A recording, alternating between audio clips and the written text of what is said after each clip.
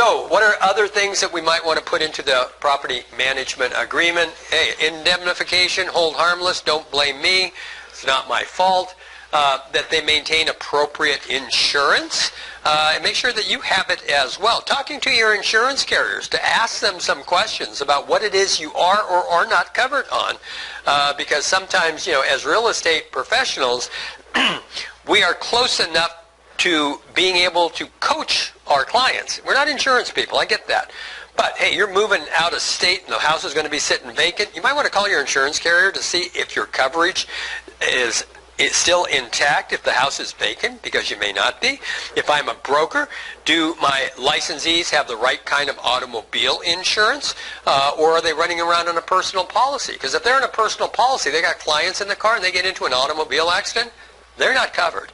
That's a business purpose. Now, I was telling people about the distinction between commercial policies for real estate professionals and personal policies. And, I was down in Homer having that discussion. So Angie Newby said, I think I might be running around on a personal policy. Let me call my insurance carrier and find out what would it cost to get a commercial endorsement on my policy. So she went out at lunch, made the phone call, came back, she said, it's $80 a year.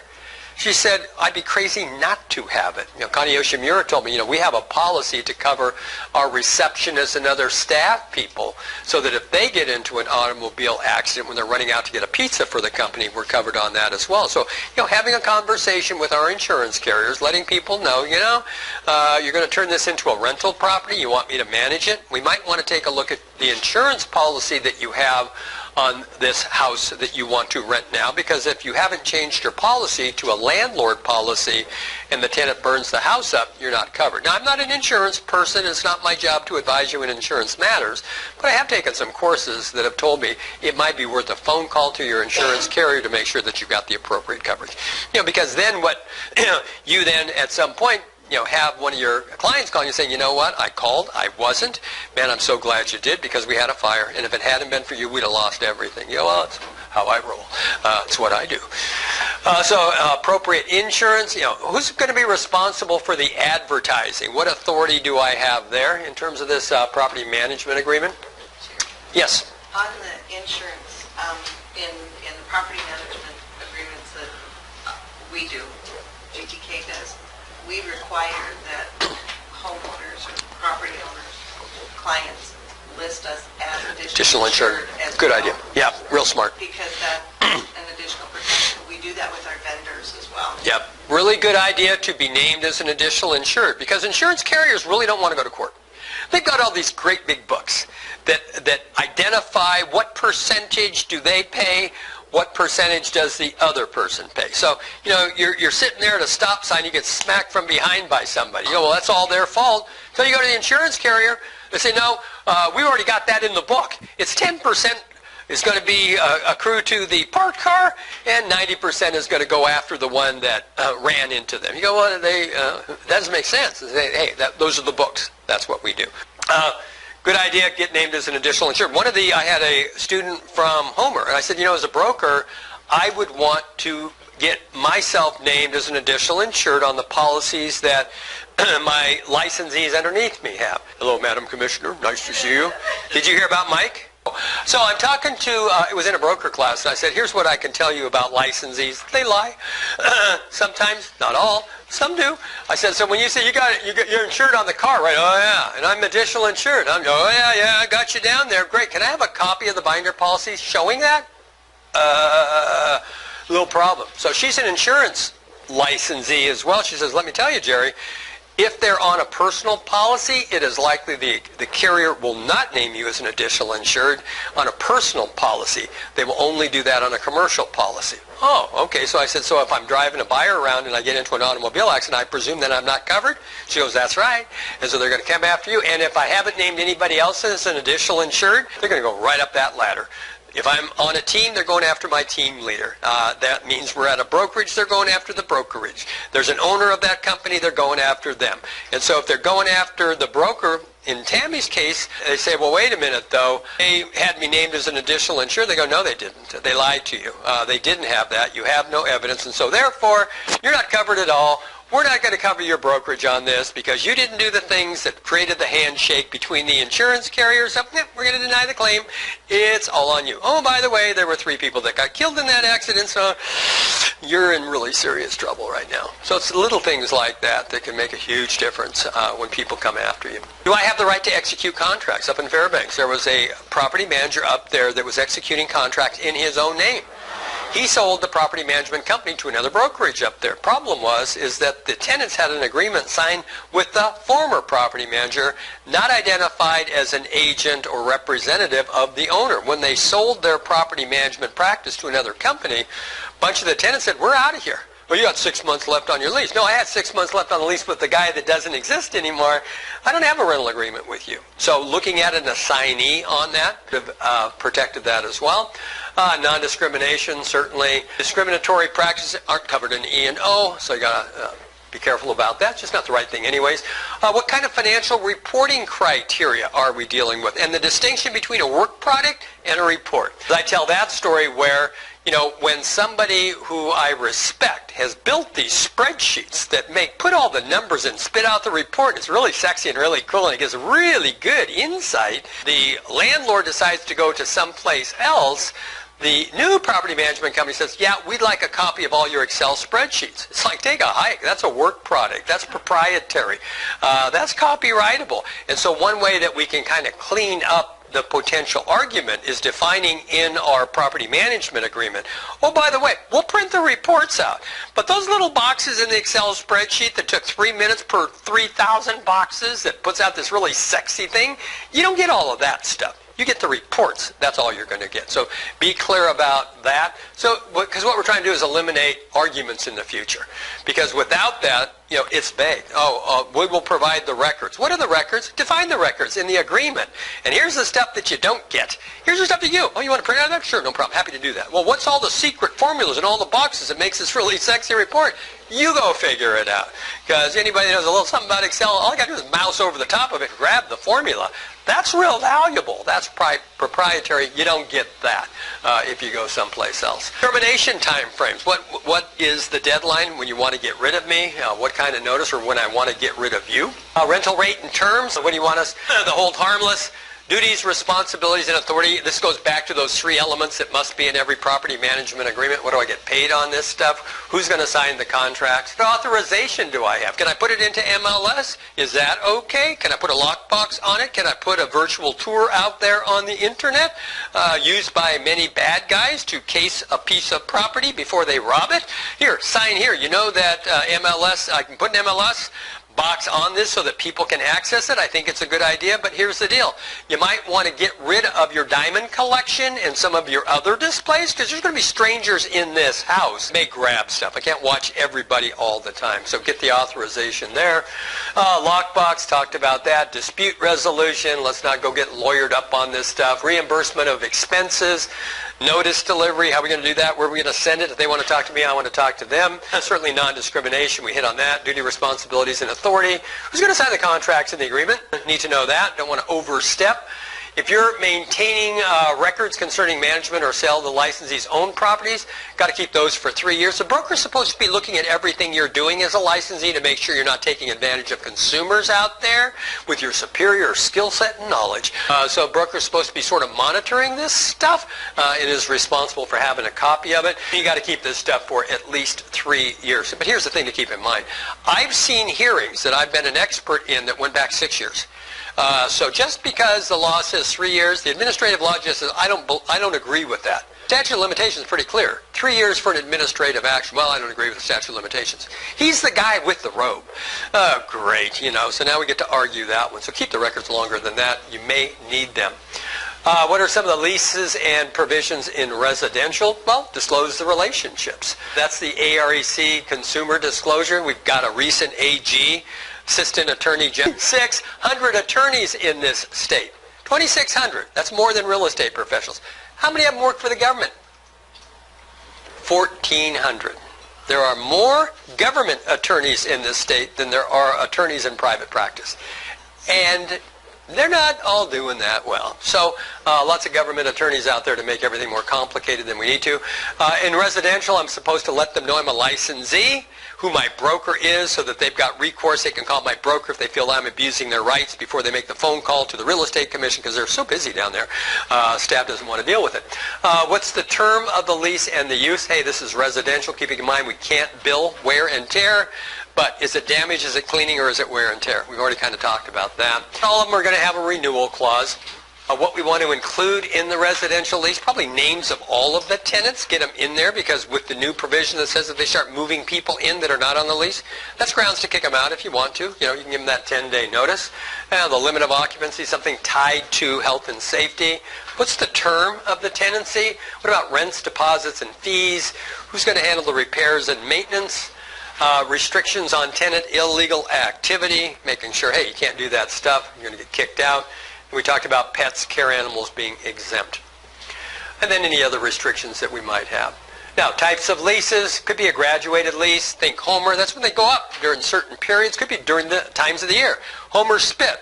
The rental rates go down in the winter, go back up in the summertime when they're making all the money. Could be graduated over a period of time, but they're going to go up at some scale. Ground lease, Calais building over across the street from Walmart. That's all a ground lease over there. So those are out there as well. Other types, oil and gas leases fall into that, so there's more than just one. We got gross leases. That's a typical landlord-tenant type situation. It's a fixed fee. This is what it is. The lease is $2,000 a month. Then we got triple net leases. Leases where the tenant is going to pay for the insurance and the repairs and other expenses as well. It's just what fits, what makes the most sense in a particular circumstance. And then percentage lease, characteristic of these shopping centers, where you have a lower established base rent, and then we charge based on your gross receipts, thinking that, hey, when you got more traffic coming in, you could afford more. In that kind of a lease, the landlord reserves the right to come in and inspect the books to make sure that they're not being underpaid. Now, commercial real estate property management distinction. We have people in the room that know this stuff. So Margaret is recognizing that the Real Estate Commission probably could be doing a little bit more for property managers. Agreed to come by today to listen to any of your concerns, things you think that the Real Estate Commission could be doing better, any potential violations that are happening out there, out-of-state folks coming in. So are there some issues that you think the Real Estate Commission should be considering specifically as it relates to property management? We don't have that kind of time. Just give me one or two. One of the things is with the out-of-state people coming in, my understanding is that in order to be licensed and have a brokerage, you need to have a business. That's a crow. Yeah, within the state of Alaska. That's my cousin talking. Yeah, yeah.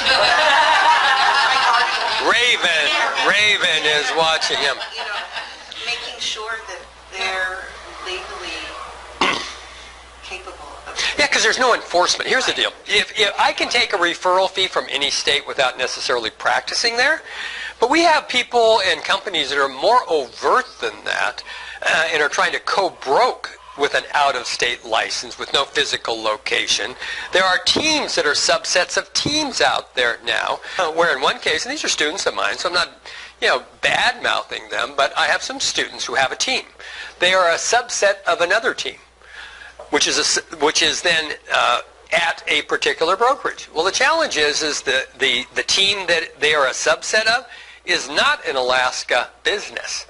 So you're basically claiming that you're a part of a different company that doesn't have an Alaska business license. And the question then becomes, well, who's your broker?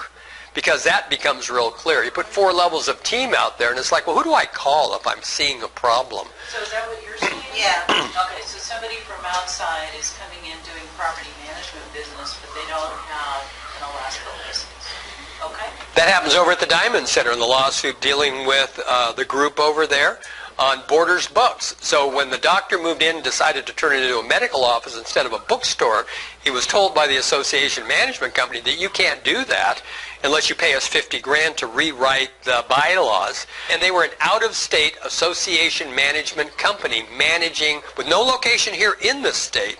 And so they were basically illegally operating in this state without a business license and without a physical location. Question is, where's the enforcement on that? Yeah, and they weren't licensed. Right, right. And so there's no continuity, and it's not... And enforceability. Yeah, and enforceability. It's like there's no clear path, and sometimes some things are okay for others, and not okay, so it's not straight across. Yeah, there's double standards out Yeah. there. Yeah. So, drawing a stronger line on these out-of-state violations that are taking money away from us. I had a case with a commercial situation. GSA. See, we're up against some pretty big battles here. GSA, Government Service Administration, has tenants in buildings here that when they do their renewal, out-of-state broker says, well, we want some of the money. One case broker says, I don't have it built into the lease rate. They said, raise the lease rate. Screw the U.S. government. Just charge them more so we can get our money. It's like, maybe. Other things. What about, I've heard this occurring, where you get a referral or for property management. This is residential. The consumer pays the security deposit to the would be the selling licensee or the leasee's licensee, and then they take their commission out of that fee. That's a no-no, because then you, as the property manager, are short the security deposit. Where do you get it? Right. But that's what's happening out Right. there. So is that happening out there? Are you hearing about this? Have you I've seen this had happen? people try it. So It does because not here's where the role we're trying to play in this, because the Real Estate Commission has been kind of asleep at the wheel for the last 10 years on these kinds of issues. The realtors have been asleep at the wheel in terms of gathering up information of incidents and occurrences. Because if this has happened 50 times, we need some input from the profession out there to say, oh yeah, it's happening here and here and here, so that we can really start to formulate some solutions and identify some of these problems. Because if it just happens to one of us and that information isn't spread around out there, then we don't really get a resolution of the issue. We got to start collecting this information. So if you run into this kind of stuff, send me an email. I'll start gathering this stuff up, carry the water forward to the Real Estate Commission. The other part of that is we will get a lease come in from an outside person for residential. They bring the security deposit in, and they want their commission. Our policy, my policy, and you can correct me if I'm wrong, is we cannot pay the commission out of that security deposit. You have to wait till the rent comes in. Right. Right. Well, that's the way I would interpret it. Well, that's the way, Because yeah. the security deposit is in your Protected contract. It's in your contract, and it's government. It's other people's money. I can't pay a referral fee out of other people's money. Yeah, right. You can't do anything with that security deposit. See, so because where the application comes in is going back to the way we would do this stuff 30 years ago. We put all of these various, what about this, what about this, what about this, we turn it over to the Real Estate Commission, say, hey, there's problems and issues out here.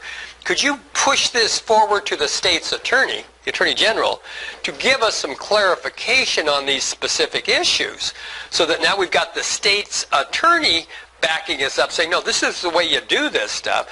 Then we can disperse that information out to the industry, with kind of the auspices of the state's attorney who has some authority on this stuff. That way everybody understands what the rules are and our consumers are protected. Well, I know in the past, there's also been the fear of reparation. Sure. For anybody going, well, if I call and I ask, am I going to be investigated? Right. Is anybody going to come, because I may be asking a question, and then you call and ask, and then someone says, well, who are you talking about? I'd rather not say, I'd rather be in general. Yeah, because send it to me. I'm sure that things are clear. Yeah, send it to me because I'm forgetful. I don't remember who called. That was yesterday. Yeah, so that I'll give you cover because sometimes we need that buffer to say, well, one of my students. Which one? I don't know. I would really hope that doesn't happen. Now, I've but it heard has, that. yes. I know, and I've heard Right. that. Now, we've got new members on the commission. It's still kind of the way it was before. We're trying to make some changes. It would be my hope that it's a friendlier commission and that you actually get someone to talk to. So Jerry's a perfect person to call. He knows most of us, and so he can get a hold of us. But you can always call me too, and I'd be happy to answer. There are some members on the commission that are easier to talk to than others, and if you feel like you want to, on this staff, I can certainly, and Jerry can too, direct you to the right person to talk to, because a lot of times we don't want to file anything. If we can just fix it. Yeah. That's generally what I am. Yeah, let's resolve the problem without making anybody the bad person. How does this work? Right. So right now, if there are several ways to file a complaint, but to just call and ask the question, I'm not sure you're going to get a great answer. You're going to get a better answer out of Jerry. Yeah. To be honest. And I'll actually give you an answer. I'll return the phone call. I will return the email. That's not always been the case. Because the thing to keep in mind as well is that the executive secretary has no policy-making authority. She's a secretary. The only ones that have authority is the Real Estate Commission in a publicly noticed meeting speaking to an agenda item. Then they speak with the authority of the Real Estate Commission. Otherwise, it's just somebody else's opinion. Where does the investigators fall into that? They don't even work for the Real Estate Commission. Who the investigators are. Maybe I can answer that question before first. Sorry. No, that was, yep, nope, that's So I've been to one meeting, okay? Did a heck of a job and got elected vice chair. So the investigators are, they're in a general pool. So the investigator that we have is also the nurses department investigator and also another group. So she investigates 3 areas. She's not a real estate expert by any means. Yep. She's an investigator. So when you file a complaint, if you file a complaint, you better show the relevant facts and the relevant statutes. Specific statutes and regs. Otherwise, they look at it and go, Because they don't understand our business. Right. Okay? So you got to be very specific. Yeah. 88-172 subsection C that says this, and they didn't do that. Oh, okay. I mean, that's how you have to present that information. Now, it has to be specifically on some kind of statute or regulation or rule. It can't be, they did something and I didn't like it. That doesn't work. Right. So keep that in mind. Area. She does not report to the commission, nor does she report to the executive administrator. She reports to the investigation section. Chief investigator. Yeah. Is your supervisor. So, Who also doesn't have any real estate background. so the other thing I would like to know, and maybe this will help spur your thinking cap a little bit, is it seems to me that we haven't had a lot of property management training in this state. And maybe it's because I haven't paid attention before. So, and that could be true. So my question is, should we have a whole separate area? And I don't want to ask Jerry this because I know what he'll say. I want to ask you. What should we have? Is that something that the commission should get involved with in providing more? And of course, providing training and providing quality training are 2 different things. I understand that. But do you have any thoughts about that? I think there should be, and I think there should be some distinction, and maybe not necessarily designation, but clarification so that if people are going to do multiple areas in real estate, that you have a clear understanding. Because, like we have talked, there's not a lot in the statutes. There's not a lot anywhere. And yes, we have to follow the real estate guidelines, but aside from that, it's a lot of, so Jerry, what do you think about this? Or I call my attorney and go, so I've got this, it says this, and 9 times out of 10 they say, well, don't know what to tell you. Here's one way to help in resolving that. We've been teaching now for 25 years. Used to do train-the-trainer workshops. And that the way that you get to an outcome is that when you say the subject area, this is what you need to talk about, what they've been telling you, you need to talk about this. What do you want us to say? Oh, stuff. You know, any of these 22 areas could be addressed in this contract class. I said, I got a 2-hour class on every one of these 22 things you said we could talk about. So what you do is you put specific, measurable learning objectives. And then we start doing a 2-hour required DCE course. That's how we could get started next year to say we want a property management class, a DCE course, with these specific learning objectives that are measurable. As a result of this class, a student will be able to name 4 things that are in the contract. You have to have something specific and measurable. Otherwise, the student will have an understanding of the landlord-tenant. How do you measure understanding? Well, they look like they know what they're listening to. It's got to be specific, measurable objectives. And so one of the things I know I'm moving forward on in terms of, because it's not till the September class when they define them, is to make some recommendations of the specific learning objectives that as a result of this 2-hour class, the student will be able to demonstrate, list certain specific things to get much more refined in terms of, okay, this may be the year that we do really in-depth 2-hour drill down into residential property management, and the student will be able to, identify these things. And maybe the next time it's a commercial thing, and maybe the next time it's an association management. So we start engaging that as an ongoing process. Now, what I can also tell you is that as a private course provider, we're listening. I'm paying attention to this stuff, and so we're drilling out elective courses. This one we're going to do, this property management course, a few more times while we're refining it. And I'm really considering putting this 4-hour elective class into our curriculum on this license renewal cycle because I think it would help people. Well, I also think that the broker should have to have all of the distinctions if you're going to have the state, if you're going to be the broker. Yeah, that was the way we were moving a few years back. Because some people just want to buy a certificate, quite frankly. It's like they don't care how crappy the education is. I may create a 12-hour certification program for property managers. It's got a decent curriculum to it. The private sector come in with some solutions on this stuff that, oh yeah, by the way, the 12 elective hours are also approved for CE. And if you go through that, you get a certification of a property manager.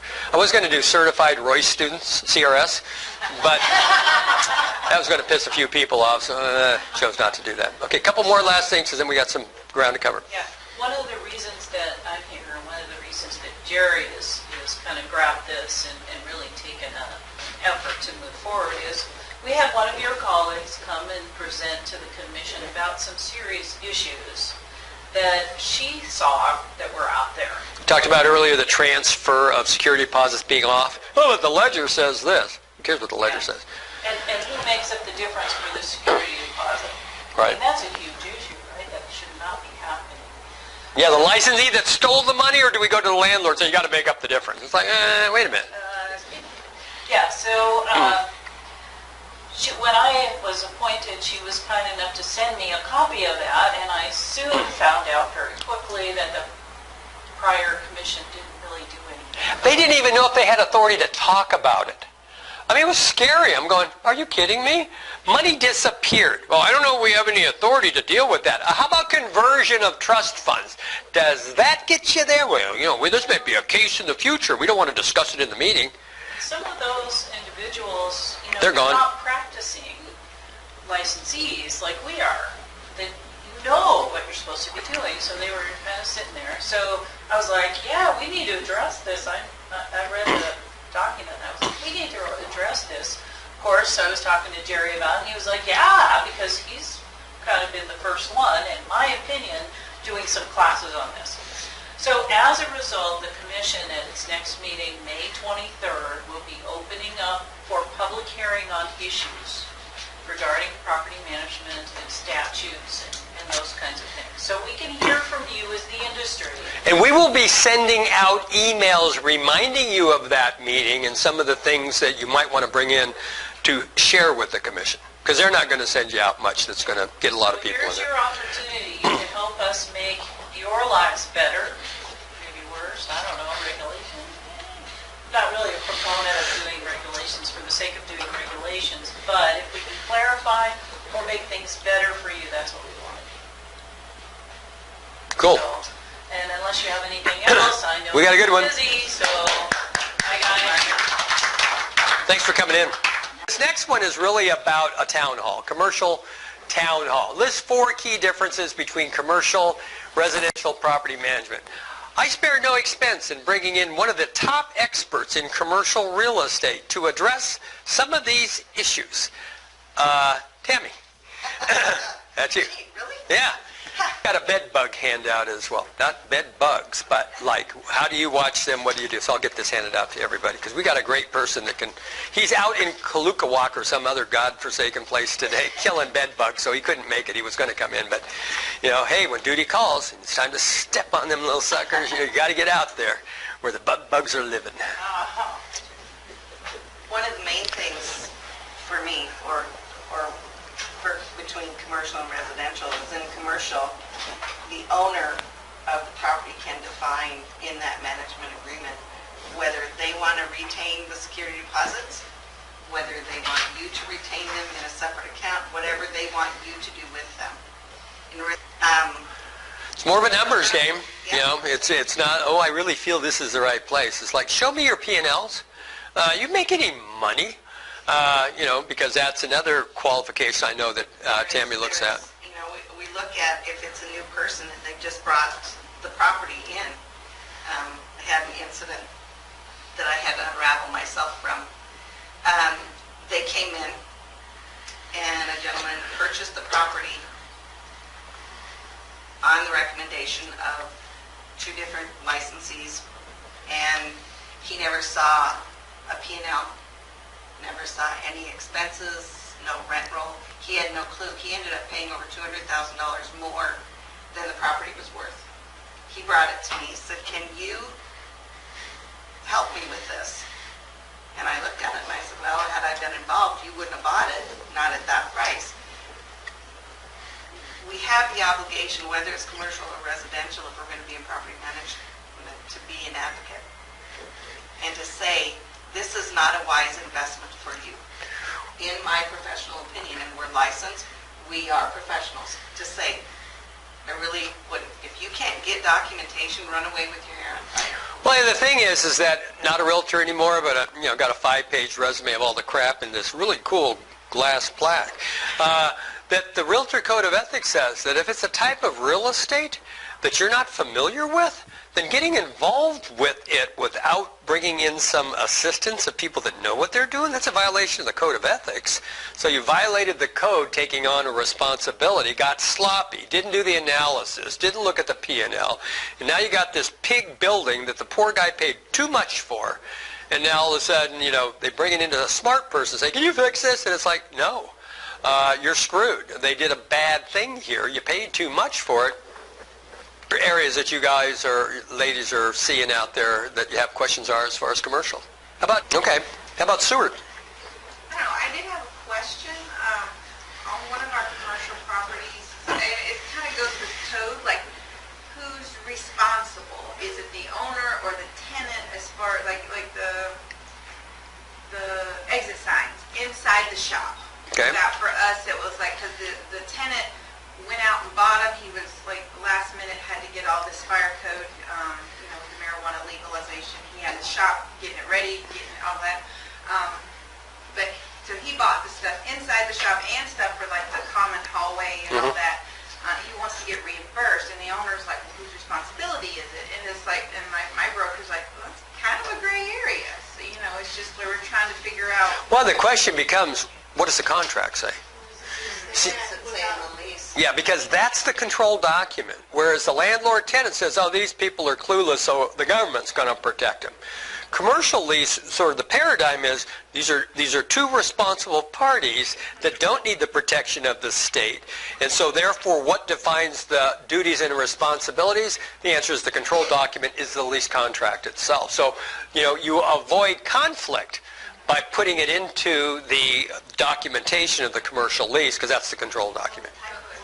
That the commercial leases will help determine what that is, because like in the net leases, if they're responsible for anything in their physical space or anything within inside the structural walls of the building, then the responsibility would fall back on them as far as paying for those things, and there wouldn't be any owner reimbursement for it, because they actually are taking care of the building as if it is their own in that aspect.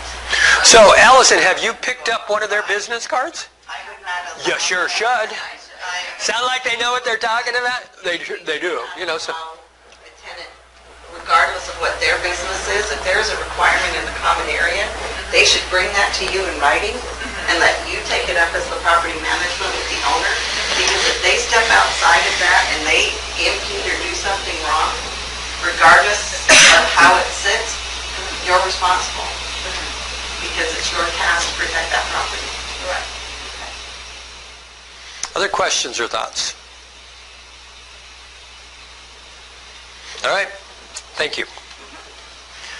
So yeah, this, part of the benefit of having a class like this is, the people that do this stuff well and, managing millions of square feet, definitely want to go over and say, every once in a while I might want to refer a tenant to you or something, or gee whiz, you think I might could call you or something? I know these folks are ready to share the information and expertise. So, reciprocate, send them some business. Okay, so what a commercial lease provision? The term, the rental rate, security deposit. What about, because we're talking about alterations, improvements, who's going to be responsible for that stuff, or repairs? What are the remedies for default or destruction? Keeping in mind, it's not the Landlord-Tenant Act that controls this stuff. It's the confines of the four corners of the lease, so we wanted to find it out. Who's going to pay for the utilities, the tax, and insurance? What about the building rules? What about subletting? Could be in there as well. Signage and parking. For us, it was a big deal to make sure that we had enough parking around here, and signage, services and use. How are we going to be able to use this? I'm going to skip that one because we just kind of talked about it. Move-in considerations. Get a written application. We're kind of more into the residential as opposed to commercial on this. Written application for all tenants that includes employment, income, credit history, Social Security. Guard that, protect that. That could get you in trouble with that stuff lying around. You don't want that. Driver's license numbers, any past evictions or bankruptcies. Checking out court view, checking out Megan's list. Are they registered sex offenders? Did I skip something? You can ask that. What? If they're on the sex offender registry. Or You can just check it. Put it on the application. They're not a protected class. Okay.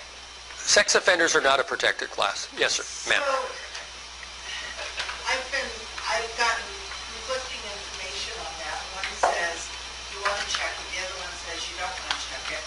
Because what if somebody moves in down the street that you didn't know about, then are you held responsible if you took it on yourself? Let me give you a response to that. As a real estate salesperson, I never wanted to look at it. Because once I see it, I can't unsee it. Because then the question is, gosh, now that I know there's a registered sex offender across the street, or I've been told there is, what do I do with that information? I said, you can't unknow it. So therein lies the challenge. And so property managers, on the other hand, tend to look at that stuff more frequently. Because, again, it's an unresolved kind of a thing. What do I do? Because I've got a lot of students that have had to face it with different outcomes and different advice. One case, I got a property manager who's not in the state anymore. He says, we had this maintenance guy. Great, did all the work, everything was fine. Moved him into one of our units. Next thing we know, we get a call from one of the tenants saying, hey, that guy's on the sex offenders list. I want him out of here. He says, I didn't know what to do. I went to my attorney. I said, what should I do? Because there's no definition in the statute specifically. There's no recommendations of best practices from the Attorney General's office. How about a little clarity here from the state's attorney? It tells us what we can do. He said, so I erred on the side of caution. I was concerned I had exposure. So I went to the guy and said, listen, dude, leave. Here's why. And the guy said, I understand. He says, but let me tell you what happened. He said, well, about 10 years ago, I was in a relationship with a lady. We got into a big fight. One of the kids had gotten into some poison ivy something, and so I was putting calamine lotion on the kid. Police come in and said, did you touch that child? Well, yeah, but I was, no buts. We're going to grab your ass right now and pull you down to the police department. They said, here's the deal. You either plead guilty on this thing and you're going to get a year in prison, or if you don't cop a plea, you're going to prison for 10 years. He's going, I didn't have any money for an attorney, so I went with the 1 year. He said, and now I'm a registered sex offender. He said, so sometimes there are other parts of the story. Linda Zog is a student of mine, and she used to be head of Department of Corrections. They did a 5-state study looking at the different types of sex offenders. She said, there's a certain group that are really not a threat to your children at all. There's a certain group that with proper treatment, supervision, they're fine. And then there's a third group, lock them up, throw away the key, you're never going to fix them. Because in some cases, you've got a lady who's 35 years old. She has 3 children. When she was 18, she was dating a 17-year-old male, and the parents of the young male said, get away from our son. And so she is now a registered sex offender. She's not a threat to your children. It happened a long time ago. So, there are different gradations of what was it that they actually did. And there's kind of a lack of clarity of what we're supposed to do as real estate professionals. As a real estate salesperson, I didn't want to look at the list. Because once I knew that there was somebody, because what we know is 25% of the list is in non-compliance. She said the biggest threat are often not the people on the list, but people that haven't been caught yet. So if I'm going to tell somebody, hey, listen, my job is to tell you there's a list out there, not to check the list. But I also want to tell you that when you look at that list, it's not a silver bullet. If you see something as a parent, an alarm is kind of going off in your head. And, not to be chauvinistic, but they tend to be more male than female.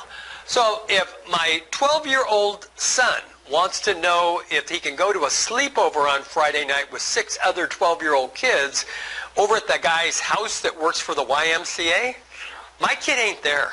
I'm sorry. The other thing is that when you tell somebody, well, we put right here in this contract that they're going to have to check the sex offenders list for the next 3 days, and if they don't check it within the next 3 days, then you don't have to worry about it.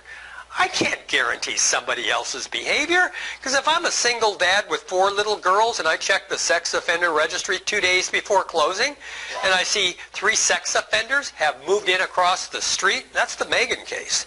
And you're telling me I can't get out of it? You want to bet? As far as I'm concerned, that's the material fact. The roof just blew off the house, and I ain't moving forward. And if you told the seller, oh, we won't have to worry about it after, we don't know that. We don't know what can happen. This stuff is fluid and things change. Because as soon as you say, well, you can't have your earnest money back because you're changing your mind, really? Then I'm going to call Channel 2. And I'm going to take my 4 daughters, we're going to have picket signs, and we're going to be out in front of your brokerage with a sign that says, I don't want to live next to a sex offender. This broker wants me to do it. I'm kind of guessing about 10 minutes of camera rolling, the earnest money is going to show up someplace just to make this thing go away. So, what can we do and not do needs a little bit more clarity.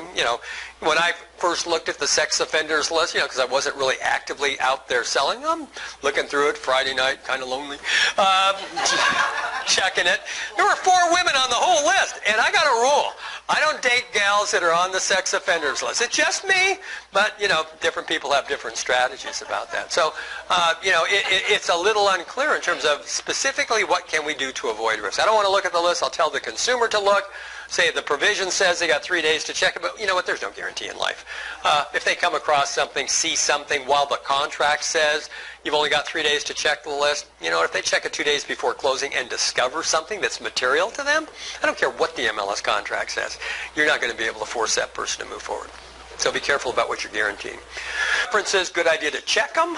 Before you do choose them, you might want to check with previous landlords, not the current one. Current one, if they're a problem tenant, oh God, we're going to miss them. They're like family.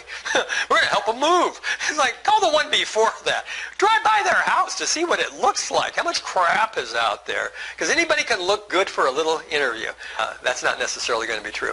Verify their income, bank account information. Where do they work? Do you work? Get a credit report. There's different ways that we can get that. So legitimate criteria for choosing tenants or denying them. You can reject somebody based on poor credit history. You could reject them based on insufficient income to pay the rent. You know what? The rent's $1,000. No problem. I make $1,200. It's like there's going to be a problem here at some point. So that's a legitimate criteria. Past behavior, damaging property that makes the person a bad risk. Valid occupancy policy limiting the number of people per rental unit. One that's tied to health and safety. Karen? Yeah, there's a better applicant. There's a lot of, because lying, cheating dogs are not a protected class. So if you're going to be, if you're going to give me false information, I may discover that, another applicant was approved. But we favor the other applicant. I'm not rejecting you. The landlord said they chose somebody else. That's all they need to know. This happened last week. I'm really curious about this. So I had a guy come apply for a rental, I let him know, sorry, can't rent to you, not gonna rent this unit to you. He goes, then I need you to destroy everything. And I'm like, no, I need to hold on to everything. Keep your information secure.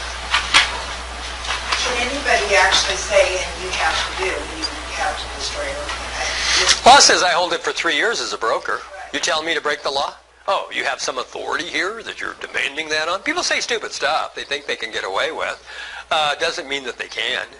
There's a lot of people that will try to bully you and bluster their way through. Oh, we want all that documentation back. Yeah, sure, no problem. I burned it. Go away. Be consistent in your screening. You don't require a certain level of documentation from one profile and not the other. You want to be consistent across the board. That includes income, employment standards, credit reports. Don't make exceptions. You're just opening yourself up to liability. Do this as a town hall. All right, so groups of 5 or 6, because we got about 25 minutes left. What would be some of the things that you would do in the rental process, whether it be commercial or residential? Introduction, greeting, pre-qualify. What would you do to pre-qualify them? We talked about residential. What about a commercial? 2 years of financials, 2 years of financials?